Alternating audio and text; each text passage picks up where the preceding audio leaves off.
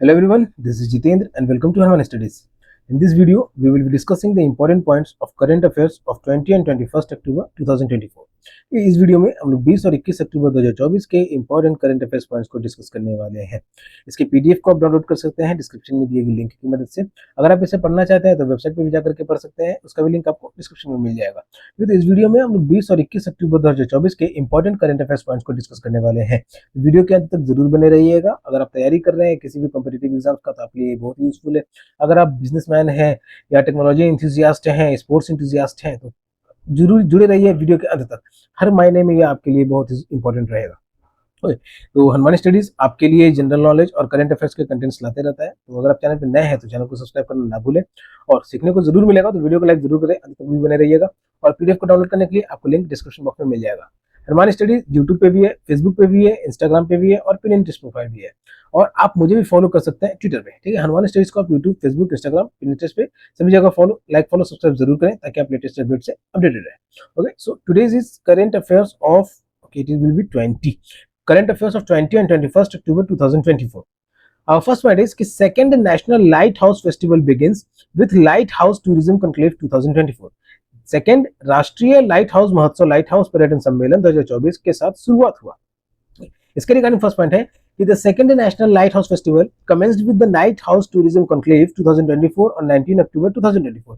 Second राष्ट्रीय light house महोत्सव का उद्घाटन 19 अक्टूबर 2024 को लाइट हाउस पर्यटन सम्मेलन के साथ हुआ। लाइट हाउस पर्यटन सम्मेलन, light house tourism conclave 2024, light house पर्यटन सम्मेलन 2024 के साथ शुरुआत हुआ सेकेंड राष्ट्रीय लाइट हाउस महोत्सव का, national light house festival which is the second national light house festival. इसका शुरुआत हुआ लाइट हाउस पर्यटन कॉन्क्लेव के साथ। नेक्स्ट पॉइंट इज कि the light house tourism conclave 2024 highlighted opportunities for heritage and preservation. Light house पर्यटन सम्मेलन 2024 ने धरोहर और संरक्षण के लिए अवसरों को उजागर किए। तो लाइट हाउस पर्यटन सम्मेलन यानी light house tourism conclave 2024 it highlighted opportunities for heritage and preservation. Next point is कि Odisha's 5 heritage lighthouses are among the key attractions, drawing over 10 lakh visitors in 2024 and 25. Orissa के 5 विरासत लाइट हाउस प्रमुख आकर्षणों में से है जो 2024-25 में 10 लाख से अधिक आगंतुकों को आकर्षित कर रहा है। ये 10 लाख से अधिक आगंतुकों, जो कि 10 लाख विजिटर्स हैं, तो इस लाइट हाउसेस पे उड़ीसा में जो लाइट हाउस सिचुएटेड है तो इनको अट्रैक्ट कर रहा है। ये 2024 और 25 के रिपीट कर रहा है। So it was the explanation of our five first point. Our second point is the inauguration of special khadi exhibition at INA Delhi Haat. ये INA दिल्ली हाट में विशेष खादी प्रदर्शनी का उद्घाटन। इसके रिगार्डिंग फर्स्ट पॉइंट है कि the special khadi exhibition at INA Delhi Haat was inaugurated by union minister of MSME Shri Jitan Ram Manjhi and KVIC chairman Shri Manoj Kumar. INA Delhi Haat में विशेष खादी प्रदर्शनी की स्पेशल खादी एग्जीबिशन, इसका उद्घाटन किया गया सूक्ष्म एवं लघु मध्यम उद्यम मंत्री श्री जीतन राम मांझी जो कि लघु सूक्ष्म स्मॉल MSME के मिनिस्टर है, यूनियन मिनिस्टर है, और KVIC के अध्यक्ष श्री मनोज कुमार जी के द्वारा। अब नेक्स्ट पॉइंट इज कि the exhibition promotes vocal for local and आत्मनिर्भर Bharat initiatives and will run until October 31st, featuring 157 stalls from various states. यह प्रदर्शनी स्थानीय के लिए वोकल, ठीक है, वोकल फॉर लोकल, स्थानीय के लिए वोकल यानी वोकल फॉर लोकल और आत्मनिर्भर भारत पहलों को बढ़ावा देती है और 31 अक्टूबर तक चलेगी, जिसमें विभिन्न राज्यों के 157 स्टॉल है। So it was our point. Our next point is कि यूनियन मिनिस्टर श्री जीतन राम मांझी आज Delhi residents to visit and purchase khadi product. संघ मंत्री श्री जीतन राम मांझी ने दिल्ली वासियों से प्रदर्शनी में आने और खादी उत्पादों को खरीदारी करने की अपील की थी। तो खादी में भी कपड़े अच्छे होते हैं, डिजाइनर भी अच्छे होते हैं, डिजाइनर कपड़े भी आते हैं उसमें। तो दिल्ली के जो भी निवासी हैं वो जाकर के वहाँ पे शॉपिंग जरूर कर सकते हैं। Okay, so it was the explanation of our second point. Our third point is कि Indian students to participate in Sakura programme 2024। भारतीय छात्र साकुरा कार्यक्रम 2024 में भाग लेंगे। इसके रिगार्डिंग फर्स्ट पॉइंट है कि the department of school education and literacy is sending 20 school students and 2 supervisors to Japan and Sakura programme for the Sakura programme 2024 from October 20 to 26। School शिक्षा और साक्षरता विभाग, that is department of school education and literacy, 20 school छात्रों और 2 पर्यवेक्षकों को 20 से 26 अक्टूबर 2024 तक जापान में साकुरा कार्यक्रम में भाग लेने के लिए भेजा जा रहा है। तो जापान में साकुरा कार्यक्रम का आयोजन किया जा रहा है, तो उसमें department of school education and literacy के 20 स्कूल स्टूडेंट्स को भेजा गया है। ओके, तो ये 20 अक्टूबर से 26 अक्टूबर तक इस कार्यक्रम साकुरा कार्यक्रम का आयोजन किया जाएगा। नेक्स्ट पॉइंट इज कि the students 10 boys and 10 girls are from Navodaya Vidyalaya and are alumni of the Prerna programme. ये छात्र 10 लड़के और लड़कियां नवोदय विद्यालय में से हैं और प्रेरणा कार्यक्रम के छात्र हैं, के पूर्व छात्र हैं। Our next point is कि the Japan Science and Technology Agency (JST) Japan Science and Technology Agency has implemented the Sakura Science Program since 2014 with India joining in 2015. Japan विज्ञान और प्रौद्योगिकी एजेंसी, जापान विज्ञान और प्रौद्योगिकी एजेंसी ने 2024 में साकुरा विज्ञान कार्यक्रम लागू किया है, जिसमें भारत 2025 में शामिल हुआ था। Our next point है कि India first participated in April 2016 with 553 students and 85 supervisors visiting Japan so far. भारत ने अप्रैल 2016 में पहली बार भाग लिया और अब तक 553 छात्रों और 85 पर्यवेक्षकों ने जापान का दौरा किया है। तो भारत ने पहली बार 2 अप्रैल 2016 में इस साकुरा कार्यक्रम में पार्टिसिपेट किया था। तो ये जो है ये Japan science and technology agency के द्वारा ये साकुरा साइंस का प्रोग्राम है 2024 में आयोजन किया गया है। It was the explanation of our third point. Our fourth point is कि Shri Sarbananda Sonowal dedicates maritime projects at second Indian lighthouse festival. Shri Sarbanandan Sonowal ने सेकंड भारतीय लाइट हाउस महोत्सव में समुद्री परियोजनाओं का समर्पण किया। ठीक, इसके रिगार्डिंग फर्स्ट पॉइंट है कि श्री सर्बानंद सोनोवाल डेडिकेटेड की maritime projects at the second Indian lighthouse festival announcing 2 new lighthouses at Chamuk and Dhamra on Odisha's coastline. Shri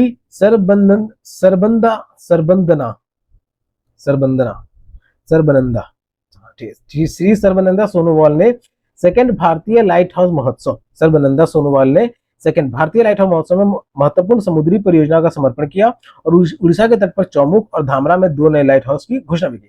ठीक है, सेकंड भारतीय लाइट हाउस महोत्सव, ठीक है, जो भी हम लोगों ने ऊपर में डिस्कस किया था,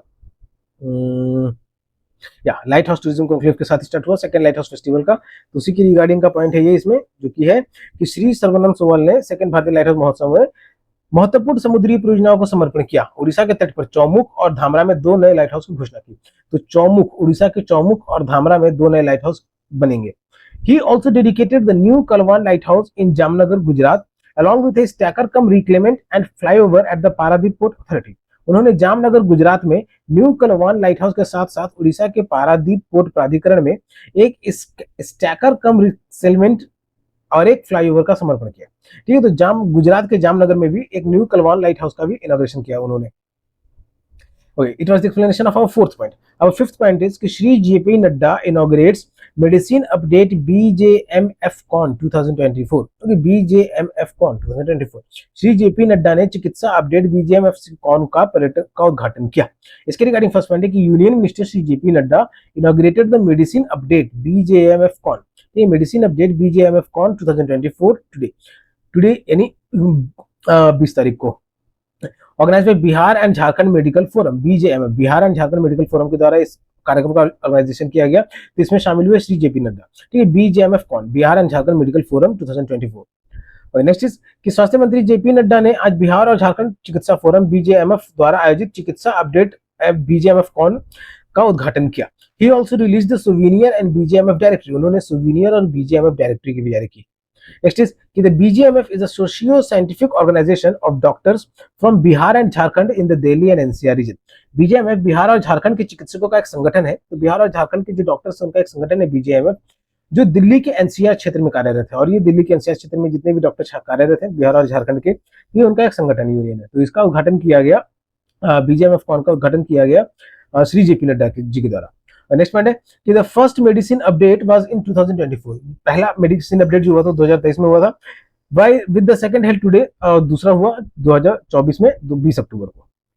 पहला कब हुआ था 2023 में। ठीक है, तो BJMFCon, Bihar Jharkhand medical conclave वाला। It was the explanation of our fifth point. Our sixth point is कि prime minister Modi inaugurates 3 airports under Udan scheme. प्रधानमंत्री मोदी ने उड़ान योजना के तहत 3 हवाई अड्डों का उद्घाटन किया। और इसके रिगार्डिंग फर्स्ट पॉइंट है कि prime minister Shri Narendra Modi inaugurated 3 airports developed under the regional connectivity scheme. ठीक है, रीजनल कनेक्टिविटी स्कीम्स उड़ान फ्रॉम वाराणसी उत्तर प्रदेश। प्रधानमंत्री श्री नरेंद्र मोदी ने उत्तर प्रदेश के वाराणसी से क्षेत्रीय कनेक्टिविटी योजना उड़ान के तहत विकसित 3 हवाई अड्डों का उद्घाटन किया। तो वाराणसी में 3 हवाई अड्डों का उद्घाटन किया गया है प्रधानमंत्री श्री नरेंद्र मोदी जी के द्वारा। The airports are located in Rewa Madhya तो ये वर्चुअली उद्घाटन किया गया। तो ये एयरपोर्ट जो है लोकेटेड है रेवा मध्य प्रदेश में, अंबिकापुर छत्तीसगढ़ में और सहारनपुर उत्तर प्रदेश में। ठीक है, तो ये मध्य प्रदेश के रेवा में, फिर छत्तीसगढ़ के अंबिकापुर में और उत्तर प्रदेश के सहारनपुर में इन 3 एयरपोर्ट्स का उद्घाटन किया गया। ठीक है, ये हवाई अड्डे रीवा मध्य प्रदेश, अंबिकापुर छत्तीसगढ़ और सहारनपुर उत्तर प्रदेश में स्थित है।